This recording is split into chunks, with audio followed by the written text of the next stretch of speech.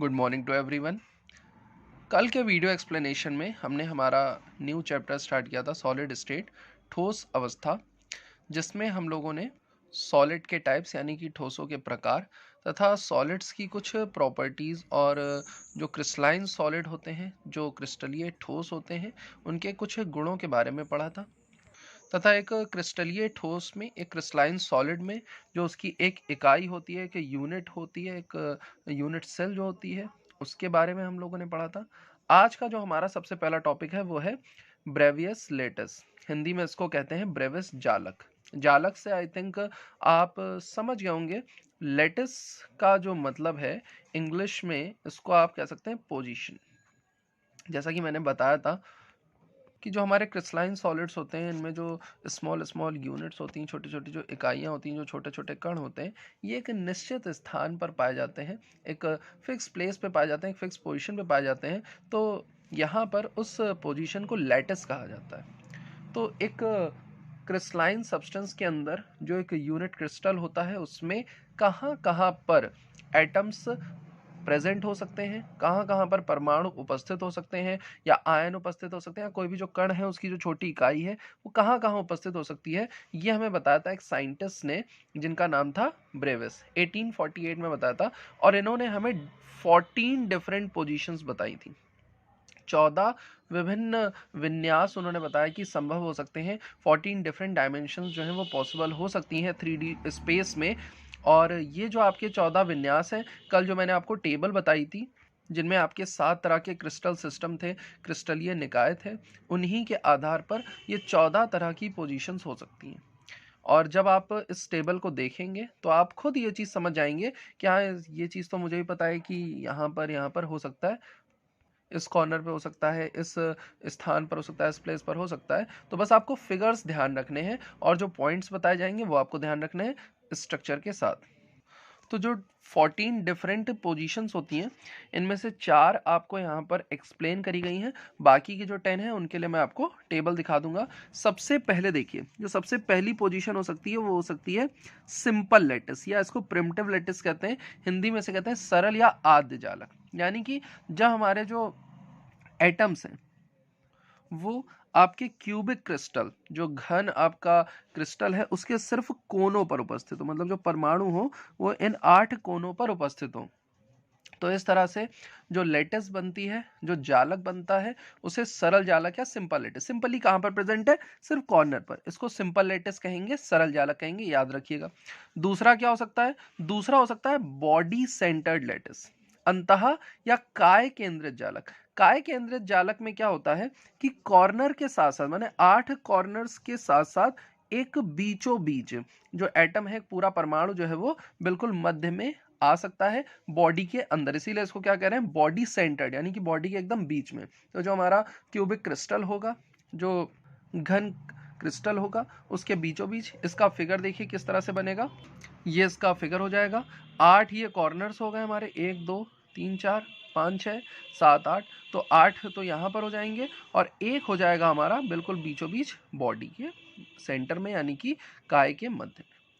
इसको कहते हैं हम बॉडी सेंटर्ड लेटिस। तो बॉडी सेंटर्ड लेटिस में 9 एटम प्रेजेंट हो सकते हैं 8 कॉर्नर पर, और एक पूरा जो कंप्लीट एटम होगा वो इस बॉडी के अंदर होगा। फिर इसके बाद आते हैं फलक केंद्रित, यानी face centred lattice. Face centred में क्या होता है कि 8 कॉर्नर पर तो एटम्स होंगे ही, इसके अलावा जो आपके 6 फेसेस, मैंने बताया था ना कि 6 फलक होते हैं, एक घन में, एक क्यूब में 6 फेसेस होते हैं। तो इन फेसेस के सेंटर पर भी एक एटम जो है वो क्या हो सकता है? प्रेजेंट हो सकता है। तो एक यहाँ हो जाएगा, 2 3 4 5 6। ये जो आप 2 डॉट्स देख रहे हैं, ये एक जो है ये पीछे वाले फलक के लिए है, और ये वाला जो है ये आगे वाले फेस के लिए है। 3D आपको यहाँ पर मेंशन किया है। तो 8 यहाँ कॉर्नर पर एटम्स हो सकते हैं, और 6 जो है वो अंदर फेस में हो सकते हैं। इसके अलावा जो फोर्थ है वो है end centred lattice. End centred में क्या होता है कि कॉर्नर पर तो प्रेजेंट होंगे ही, साथ में सिर्फ ऊपर और नीचे। ऊपर नीचे का मतलब जैसे जो पूरा हमारा क्रिस्टल होगा, उसमें जो सबसे ऊपर वाला पार्टिकल होगा, सबसे नीचे वाला पार्टिकल, तो उसमें ऊपर की तरफ जो एटम है और नीचे की तरफ जो एटम है, यानी ऊपर नीचे जो परमाणु एंड पर, सिरे पर उपस्थित होंगे, तो उसको कहते हैं अंत केंद्रित जालक, यानी एंड सेंटर्ड लेटिस। तो ये 4 इन्होंने यहाँ पर फिगर में एक्सप्लेन किए हुए हैं। अब इसमें मैं आपको एक इम्पॉर्टेंट पॉइंट बता देता हूँ। जैसे ये एक यूनिट क्रिस्टल है, ऐसे ही इसके बगल में एक क्रिस्टल के अंदर, एक ठोस के अंदर, क्रिस्टलीय ठोस के अंदर एक दूसरा यूनिट होगा, इसके ऊपर एक होगा, इसके इधर एक होगा, मतलब चारों तरफ से इसमें और भी क्रिस्टल पाए जाएंगे। तो ये जो आप ये एटम देख रहे हैं, यहाँ पर जो परमाणु उपस्थित होगा वो सिर्फ एक घन का भाग नहीं होगा, इसकी जो भागीदारी होगी, माने ये अटैच जो होगा ये दूसरे क्यूब के साथ भी अटैच्ड होगा। जैसे मैं एक फिगर आपको कॉपी में बनाकर दिखाऊं, ये देखिए यहाँ पर मैंने दो क्रिस्टल जोड़े हुए हैं। तो अगर आप ध्यान से देखें, यहाँ पर जो कॉर्नर होगा, ये कॉर्नर इसके थ्रू भी शेयर हो रहा है और ये कॉर्नर इसके थ्रू भी। इसी तरह से इसके ऊपर अगर हम एक क्रिस्टल बना दें, इसके ऊपर एक क्रिस्टल, तो ये कॉर्नर ऊपर 4 जगह भी नीचे शेयर होगा, नीचे भी 4 जगह शेयर होगा। तो इसका मतलब है कि यहाँ पर जो एटम अटैच्ड होता है, उसका जो पार्टिसिपेशन है, उसकी जो भागीदारी है, वो सिर्फ एक क्रिस्टल तक सीमित नहीं होती है। वहीं पर जो बॉडी सेंटर्ड होता है, जो काय केंद्रित होता है, यानी बिल्कुल किसी क्यूबिक लैटिस में बिल्कुल बीचों बीच जो होगा, वहां जो एटम होगा वो सिर्फ और सिर्फ उस एक क्यूबिक सिस्टम के अंदर, यानी उस एक घनीय निकाय के अंदर ही उपस्थित होगा। उसकी भागीदारी जो होगी केवल उस एक इकाई के अंदर होगी। वहीं पर अगर हम फेस में लगा दें, फॉर सपोज कि हमने यहाँ पर एक फेस में से एटम लगा दिया, तो जब कोई एटम किसी फेस पर प्रेजेंट होता है, जब कोई परमाणु किसी फलक पर उपस्थित होता है, तो उसकी जो भागीदारी होती है वो दो घनीय जालकों के बीच में होती है, यानी दो क्यूबिक लैटिस के बीच में होती है। तो इधर हाफ हाफ का पार्टीशन हो जाएगा, ये एटम पूरा कंप्लीटली 1 यूनिट कंटेन करेगा। और जो कॉर्नर्स पे होते हैं, उनका जो पार्टिसिपेशन होता है एक यूनिट के अंदर, वो सिर्फ 1/8 पार्ट रह जाता है। इससे जुड़े हुए कुछ एक्सप्लेनेशन है जो आगे आएंगे। तो यहाँ पर मैं आपको ये चीज़ क्लियर करता चलूँ कि जो एटम्स का पार्टिसिपेशन है पर यूनिट सेल, एक यूनिट इकाई में, एक एकक सेल में किस जो परमाणु विभिन्न विभिन्न स्थानों पर उपस्थित हैं, उसमें आखिर उनका कितना प्रतिशत भाग जो है भागीदारी रहती है, कितने परसेंट पार्ट जो है एक यूनिट सेल में पार्टिसिपेट करता है मॉलिक्यूल बनाने में। तो ये अगर नहीं समझ में आया है तो आप फिर से पूछ लीजिएगा, मैं एक बार फिर से आपको इस चीज़ को एक्सप्लेन कर दूंगा। तो ये हमारे 4 टाइप के ब्रेविस लैटिस हो गए। पहला हो गया सिंपल क्यूबिक, जिसमें सिर्फ 8 कॉर्नर्स पे प्रेजेंट होंगे। दूसरा बॉडी सेंटर्ड, जिसमें हमारे 8 कॉर्नर्स के साथ साथ जो है वो एक सेंटर में प्रेजेंट होंगे। तीसरा जो हो गया हमारा फेस सेंटर्ड, यानी फलक केंद्रित जालक, जिसमें 8 कोनों के साथ साथ जो हमारे 6 फलक होते हैं, उनके केंद्र में जो है परमाणु उपस्थित होंगे। और चौथा हो गया हमारा अंत केंद्रित जालक, यानी एंड सेंटर्ड लैटिस, जिसमें 8 कॉर्नर्स पर होंगे और उसके साथ 2 जो होंगे, एक ऊपर एंड पर और एक नीचे एंड पर पाया जाएगा। इसके अलावा जो बचे हुए 10 हैं, दिखा देता हूं मैं। ये आपकी पूरी टेबल जो है बनी हुई है। जिनके पास बुक्स हैं तो उसमें बुक में देख सकते हैं, अदरवाइज जो आपको नोट्स सेंड किए जाएंगे तो उसमें मैं टेबल टिक कर दूंगा। तो ये देखिए, आप देख के आ रहे हैं, ये सिंपल क्यूबिक आपका, ये आपका बॉडी सेंटर्ड, ये आपका फेस सेंटर्ड हो गया, और ये आपका यहाँ पर एंड सेंटर्ड का एग्जांपल दिया हुआ है। इसके अलावा जो आपने 7 टाइप्स के देखिए क्रिस्टल सिस्टम पढ़े थे, क्रिस्टलीय निकाय पढ़े थे, तो उनमें अलग अलग स्थानों पर ये अलग अलग बिंदु जो है वो हो सकते हैं। इस तरह से 14 प्रकार के ब्रेविस जालक जो है उनका निर्माण हो सकता है। 14 डिफरेंट टाइप की जो है ब्रेविस लैटिसेस हो सकती हैं, जिसमें से आपको जो फोकस करना है वो मेन 4 पर करना है: बॉडी सेंटर्ड पर, सिंपल क्यूबिक पर, फेस सेंटर्ड पर और एंड सेंटर्ड पर। तो इनकी जो प्रॉपर्टीज हैं ये अच्छे से पढ़िएगा, इनके जो फिगर्स हैं, इनके जो शेप्स हैं वो अच्छे से समझिएगा। इसके बाद जो हमारा नेक्स्ट टॉपिक स्टार्ट होता है वो है analysis of cubic unit cells. ये मींस ये जो हमारी एक क्यूबिक यूनिट जो सेल होती है, एक जो हमारी घनीय एकक सेल है, ऐसी कई सारी घनीय एकक सेल मिलकर एक पूरे क्रिस्टल का निर्माण करती हैं, एक पूरे क्रिस्टल का फॉर्मेशन करती हैं। तो हम उसमें से केवल एक यूनिट सेल का एनालिसिस करने जा रहे हैं, इसका विश्लेषण करने जा रहे हैं। विश्लेषण में हमें क्या क्या पढ़ना है, ध्यान दीजिएगा। सबसे पहले तो हम पढ़ेंगे इसकी एटॉमिक रेडियस, या जिसे हम एज लेंथ कहते हैं। भाई, दो एटम्स के बीच की जो पोजीशन, अगर आपको याद आ रहा हो, परमाणुविक त्रिज्या क्या होती थी? दो जो एटम्स होते थे, जो दो परमाणु होते थे, उनके नाभिक के मध्य मतलब नाभिक केंद्र जो होता है, उनके मध्य के बीच की जो दूरी होती थी, उसको हम एटॉमिक रेडियस कहते थे, परमाणु त्रिज्या कहते थे। वैसे यहाँ पर जो दो एटम्स हों, उनके बीच की जो डिस्टेंस रहने वाली है, तो 3 यहाँ पर पॉइंट निकल के आएंगे। एक तो एटॉमिक रेडियस, परमाणु त्रिज्या, जिसे हम आर कहते हैं। दूसरा, हम यहाँ पर क्यूबिक सेल ले रहे हैं, घनीय सेल ले रहे हैं, तो घन में ये जो डिस्टेंस होती है इसे एज लेंथ कहा जाता है, इसे हम कोर की लंबाई कहते हैं, उसे हम यहाँ पर ए से निरूपित करने वाले हैं। और एक घनीय सेल के अंदर, एक क्यूबिक सेल के अंदर जो दो परमाणु हैं उनके बीच की जो डिस्टेंस होगी यहाँ पर, उसको हम डी से डिनोट करने वाले हैं। दो निकटवर्ती कणों के बीच की जो दूरी है, जो दो हमारे सबसे क्लोज जो एटम्स हैं उनके बीच की जो डिस्टेंस है, उसे हम यहाँ पर डी से डिनोट करने वाले हैं। तो ये आर, ए और डी यानी कि परमाणु त्रिज्या, एटॉमिक रेडियस, कोर लंबाई यानी एज लेंथ, और जो दो निकटतम कण हैं, जो दो क्लोज्ड पार्टिकल्स हैं, उनके बीच की जो डिस्टेंस है डी, इन तीनों में क्या रिलेशन होता है उसे हम लोग समझेंगे। तो मैंने कहा हमको तीन तरह की लेटिस, चार मैंने आपको बताई थी, एक्सप्लेन करी थी लेटिस, चार जालक बताए थे, उसमें से तीन पर सबसे ज़्यादा फोकस करना है। इसी का एक्सप्लेनेशन आपकी बुक में, आपके सिलेबस में दिया हुआ है। पहला है सिंपल क्यूबिक, जिसको मैं यहाँ पे SC से डिनोट कर रहा हूँ, इसे हिंदी में सरल घनीय जालक कहते हैं। सरल घनीय क्या होता था? जिसमें सिर्फ और सिर्फ जो परमाणु होते थे वो कोनों पर उपस्थित, 8 कोनों पर उपस्थित होते थे। दूसरी हमारी होने वाली है यहाँ पर काय केंद्रित, इसको कहते हैं BCC, बॉडी सेंटर्ड क्यूबिक कहते हैं इसे, काय केंद्रित हिंदी में इसका पूरा नाम पड़ता है जाकर। और तीसरी होती है हमारी FCC, फेस सेंटर्ड क्यूबिक। तो पहले मैं यहाँ पर इन तीनों में रिलेशन लिख देता हूँ, तीनों तरह के जालकों के लिए, फिर इसके बाद आपको डायग्राम के थ्रू से एक्सप्लेन कर देता हूँ। तो सिंपल क्यूबिक के लिए R जो होता है वो A/2 के इक्वल होता है, एंड जो R है वो D/2 के भी क्या होगा? इक्वल होगा। कैसे? यहाँ पर फॉर सपोज एक एटम ये प्रेजेंट है और यहाँ पर एक एटम ये प्रेजेंट है, तो इन दोनों के बीच की जो डिस्टेंस होगी उसका हाफ, तो ये पूरी डिस्टेंस क्या होगी? A होगी, और A का हाफ क्या होगा? A/2, तो वो एटॉमिक, एक एटम की रेडियस के क्या होगा? बराबर होगा। और इन दोनों क्लोज्ड एटम्स के बीच की जो डिस्टेंस होगी वो किसके बराबर होगी? वो D ही तो होगी भाई, दोनों के बीच की डिस्टेंस D हो गई।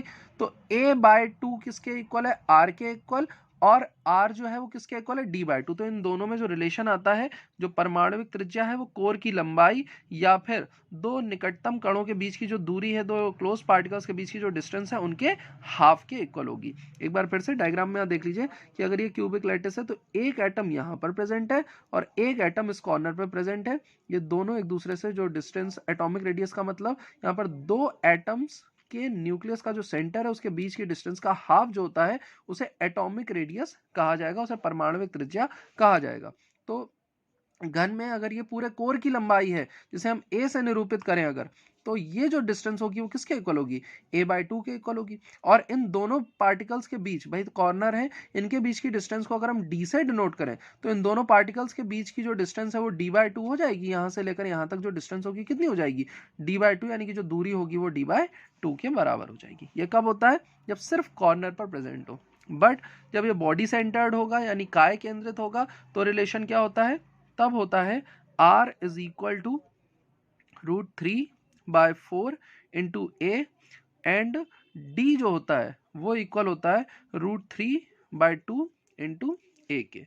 यानी कि जो दो एटम्स के बीच की जो डिस्टेंस होती है वो √3/2 A के इक्वल होती है, और जो R होता है वो √3/4 A के इक्वल होता है। एक तरह से अगर देखा जाए तो ये जो डिस्टेंस है ये इसका क्या है? डबल है। यहाँ पर ये वाली जो वैल्यू है वो इसका डबल है, तो जो D होगा वो क्या हो जाएगा? वो R का डबल हो जाएगा। ये किसके लिए? बॉडी सेंटर्ड के लिए। अभी आपको डायग्राम के थ्रू भी एक्सप्लेन किया जाएगा, तो परेशान मत होइए, अभी सिर्फ आप फॉर्मूला, मतलब जो रिलेशन है उसे ध्यान रखिए। सिंपल क्यूबिक के लिए R की वैल्यू A/2 और A/2 की वैल्यू D/2 के इक्वल, या यूं कहें कि R की वैल्यू जो है वो भी D/2 के इक्वल है। यहाँ पर R इज इक्वल टू क्या है? √3/4 इंटू A, और जो D है वो किसके इक्वल है? √3/2 इंटू A के। ये वैल्यू इसके डबल है, तो जो D है यहाँ पर वो 2R के क्या हो जाएगा? इक्वल हो जाएगा, या जो R है वो अभी भी D/2 के इक्वल रहेगी इस केस में। अब फेस सेंटर्ड क्यूबिक के लिए R की जो वैल्यू है वो A/2√2 के इक्वल, और D क्योंकि R का हाफ होता है, सॉरी, R जो है वो D का हाफ होता है, तो जो D होगा वो R का डबल होगा। तो डी की जो वैल्यू है वो इस पूरी वैल्यू का क्या हो जाएगी, इंटू 2 कर दो, 2 से 2 कट गया, कितना आ गया, a/√2। अब देखिए कि ये वैल्यूज कैसे आई, उसका एक्सप्लेनेशन देख लीजिए। तो यहाँ पर सिंपल क्यूबिक लैटिस के लिए जो एज लेंथ है और दो एटम्स के बीच की जो डिस्टेंस है वो अगर डी लें तो एटॉमिक रेडियस से क्या रिलेशन आ रहा है, एक एटम देखिए यहाँ पर इस तरह से लिया, एक एटम इस तरह से लिया, तो जो रेडियस होगी वो यहाँ से यहाँ तक ही तो होगी। तो ये जो आर है वो क्या हो गई, इस पूरी एज लेंथ का हाफ हो गई, या यूँ कहें जो आर है वो दो पार्टिकल के बीच की डिस्टेंस का क्या हो जाती है, हाफ हो जाती है। तो रेडियस और डिस्टेंस यानी कि परमाणु त्रिज्या और दो निकटतम कणों के बीच की जो दूरी है उनमें तो एक ही संबंध रहना है कि r इज इक्वल टू जो है वो d/2 होती है। मेन जो रिलेशन चेंज होता है वो होता है एज लेंथ के बीच में, कि जो हमारा एटम है वो जिस पोजीशन पर है वहां से दूसरे एटम के बीच की जो डिस्टेंस आ रही है वो किस तरह से चेंज हो रही है। तो ये सिंपल का केस हो गया, ये फॉर्मूला हो गया हमारा। अब अगर हम बॉडी सेंटर्ड की बात करें तो देखिए यहाँ पर 8 कॉर्नर्स के साथ साथ क्योंकि जो एक एटम है वो यहाँ पर भी क्या होता है, प्रेजेंट होता है। तो यहाँ से लेकर के पूरा यहाँ तक ये जो डायगनल होता है भाई, ये रेक्टेंगल वाला डायगनल तो है नहीं, ये डायगनल है हमारा क्यूब के अंदर का डायगनल। माने आप अपने रूम का कॉर्नर देखिए तो एक कॉर्नर जो ऊपर के साइड है उसके जस्ट अपोजिट जो नीचे वाला कॉर्नर है वहां तक के जो बीच की डिस्टेंस होती है वो होती है a√3 के इक्वल। डायगनल की मैं लेंथ बता रहा हूँ कि जो सबसे लंबा पोल अगर हम रखें रूम में तो a√3 उसकी लेंथ निकल के आएगी। तो यहाँ पर ये लेंथ पूरी कितनी हो गई, a√3 हो गई। और नीचे बेस में यहाँ पर इन दोनों एटम्स के बीच की डिस्टेंस ये कितनी हो गई, ये a√2 हो गई। तो इन दोनों को जब सॉल्व किया गया तो देखिए यहाँ पर इन दोनों के बीच की जो डिस्टेंस है, इन दोनों एटम्स के बीच, भाई इस एटम की ये जो एटम होगा ये पूरी बॉडी के एकदम सेंटर में होगा, तो इससे इसकी डिस्टेंस, इससे इसकी डिस्टेंस, इससे इसकी डिस्टेंस, इससे इसकी डिस्टेंस, इससे इसकी डिस्टेंस, इससे इसकी डिस्टेंस, इससे इसकी, इससे इसकी, ये जो है ये चारों कोनों से बराबर दूरी पर उपस्थित होगा। अब इसकी दूरी देखिए यहां से लेकर यहां तक कितनी है, a√3 है, तो यहां से लेकर यहां तक की डिस्टेंस कितनी हो जाएगी, ये पूरे CD का हाफ हो जाएगी। तो यहां से यहां तक की डिस्टेंस कितनी हो गई, a√3/2। या इसे हम क्या कह सकते हैं, √3/2a भी तो कह सकते हैं। तो देखिए यहाँ पर बॉडी सेंटर्ड के केस में मैंने आपको जो फॉर्मूला लिखवाया है, तो देखिए दो पार्टिकल के बीच की जो डिस्टेंस है, दो कणों के बीच की जो निकटतम दूरी है उनके बीच का फॉर्मूला क्या आया है, d is equal to √3/2 into a के इक्वल आया है। और क्योंकि जो रेडियस होती है वो डिस्टेंस का भी हाफ होती है तो वो क्या हो जाएगी, वो √3/4 इंटू ए के इक्वल आ जाएगी। तो बॉडी सेंटर्ड के केस में क्या रिलेशन होता है, r is equal to √3/4a and d is equal to √3/2a। और d और r में एक ही रिलेशन चलेगा चाहे कोई भी हो, r जो है वो d/2 के इक्वल होती है, जहां पर r परमाणुविक त्रिज्या है और d दो निकटतम परमाणुओं के बीच की दूरी है। अब अगर हम बात करें फेस सेंटर्ड की, तो फेस सेंटर्ड में देखिए यहाँ पर जो एटम्स हैं वो क्या होते हैं, फेसेस पे प्रेजेंट होते हैं।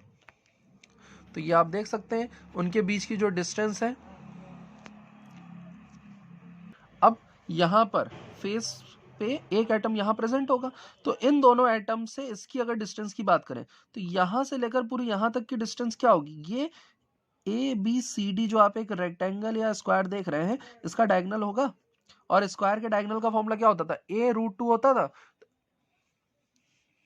तो यहां से यहां तक की पूरी डिस्टेंस a√2 हो जाएगी और उसका आधा ये डिस्टेंस वो कितना हो जाएगा, a√2/2 सॉल्व करोगे तो कितना आ जाएगा, a/√2। तो दो पार्टिकल के बीच की डिस्टेंस कितनी आ गई, a/√2 आ गई। अब रेडियस क्या होती है, डिस्टेंस का भी हाफ होती है, तो रेडियस कितनी हो जाएगी, a/2√2। तो फेस सेंटर्ड लेटिस के लिए रेडियस डिस्टेंस का हाफ होगी और जो डिस्टेंस है उसका फॉर्मूला होता है a/√2, तो r का फॉर्मूला क्या हो जाएगा, a/2√2।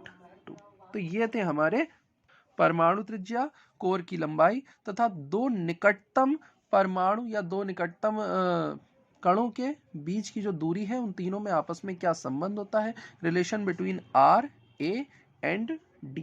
इसके बाद जो हमारा सेकंड टॉपिक है वो है number of atoms per unit cell, एक इकाई में आखिर कुल कितने पूरे पूरे परमाणु आ सकते हैं, यानी प्रति एकक सेल में कुल परमाणुओं की संख्या कितनी हो सकती है। ध्यान दीजिएगा, मैंने ये नहीं पूछा कि कितने परमाणुओं की भागीदारी होती है, कितने एटम्स का पार्टिसिपेशन होता है एक यूनिट सेल में। मेरा टॉपिक है, मतलब हमारा जो टॉपिक है वो ये है कि एक यूनिट सेल में आखिर टोटल नंबर ऑफ एटम्स कितने आ सकते हैं। तो अगर आप यहाँ पर एक ध्यान से देखें, क्रिस्टल सिस्टम आपको दिया हुआ है जिसमें 1 2 3 4 क्रिस्टल ऊपर है, फिर 5 6 7 8, इस तरह से पूरा जो सिस्टम है इसमें आपको 8 यूनिट क्रिस्टल दिख रहे होंगे, 8 एकक सेल दिख रही हैं।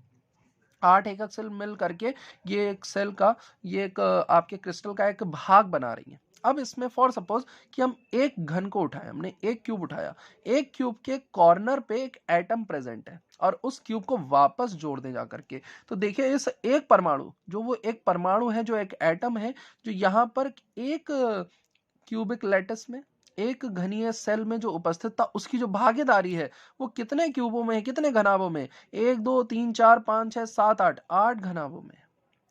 तो अब आप ध्यान से सोचिए कि उसकी भागीदारी एक क्यूब में कितनी होगी। मतलब एक पूरे परमाणु, अगर हमारा जो परमाणु है वो सिर्फ कहां पर उपस्थित है, कॉर्नर्स पे। भाई हम यहाँ पर सिंपल क्यूबिक लैटिस की बात कर रहे हैं, तो अगर केवल कॉर्नर पर उपस्थित है, तो केवल कॉर्नर पे उपस्थित होगा अगर, तो सिंपल क्यूबिक लैटिस बनेगा। उस कंडीशन में एक एटम का जो पार्टिसिपेशन है वो 8 डिफरेंट डिफरेंट क्यूब में हो रहा है, तो एक क्यूब में उसका पार्टिसिपेशन कितना होगा, 1/8 होगा।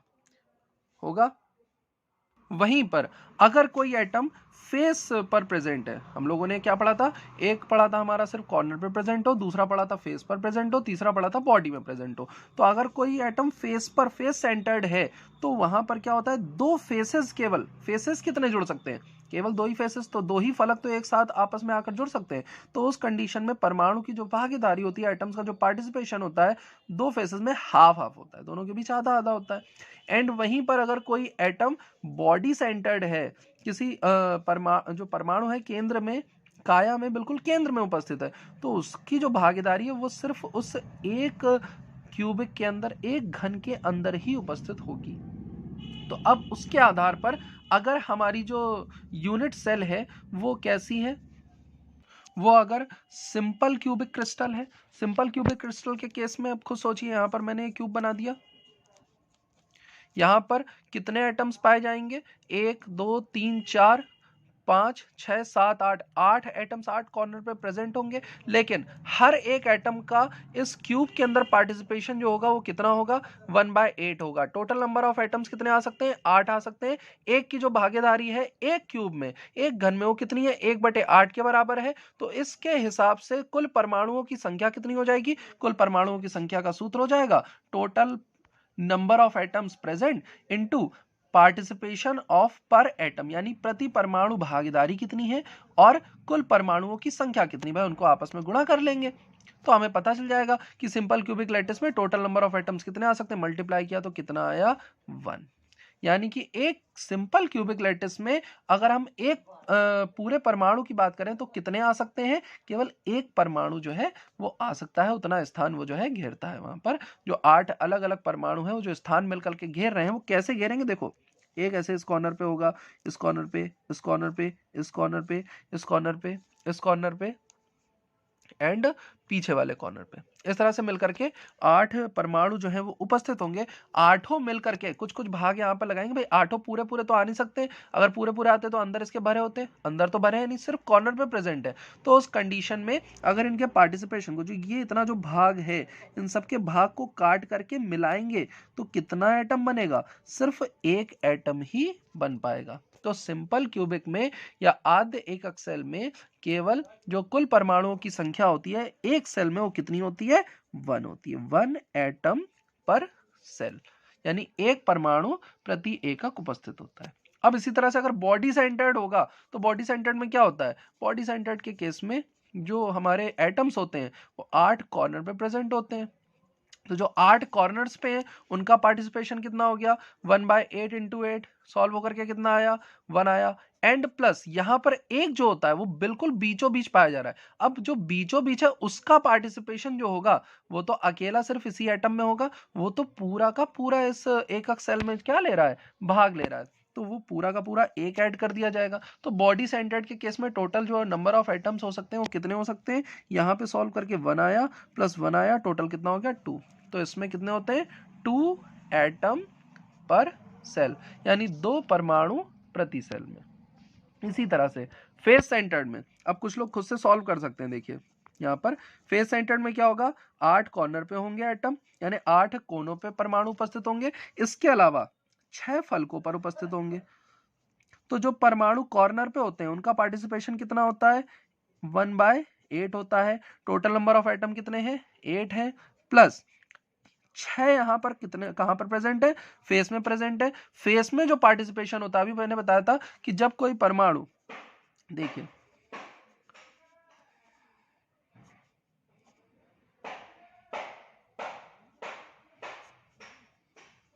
इस डायग्राम में देखिए, जब कोई परमाणु फेस सेंटर्ड होता है तो वो 2 क्यूबिक के बीच में ही पार्टिसिपेटेड होता है, यानी कि एक परमाणु की जो भागीदारी होती है प्रति एकक सेल यानी पर यूनिट सेल, वो हाफ की होती है। और टोटल नंबर ऑफ जो हमारे फेसेस होते हैं, जो फलक होते हैं, वो कितने होते हैं, 6 होते हैं। तो इसको फॉर्मूले में रखिए। चलिए तो यहाँ पर जो हमने फॉर्मूले में रखा, तो 1/8 इंटू 8 कैंसिल होकर के कितना आ गया, +1। इसमें कितना प्लस होगा, 6 इंटू 6 फेसेस में जो पार्टिसिपेशन है वो हाफ हाफ का है। सॉल्व किया तो 3 × 1 + 3 = कितना आ गया, 4 एटम पर सेल। किसके केस में, फेस सेंटर्ड क्यूबिक के केस में। तो सिंपल क्यूबिक के केस में कितना होगा, 1 एटम पर सेल हो सकता है। बॉडी सेंटर्ड के केस में 2 एटम पर सेल। फेस सेंटर्ड के केस में 4 एटम पर सेल। कहाँ से आ रहा है, तो ये अभी जो मैंने जो पॉइंट एक्सप्लेन किए इनको एक बार फिर से आप रिपीट करके देखिएगा धीरे धीरे, तो आपको ये चीज़ समझ में आएगी। नहीं समझ में आती है तो पूछ लीजिएगा। आज के लिए एक्सप्लेनेशन को यहीं तक रख रहे हैं, बाकी जो प्रॉपर्टीज़ हैं वो हम लोग कल कंटिन्यू करेंगे। Okay class, thank you.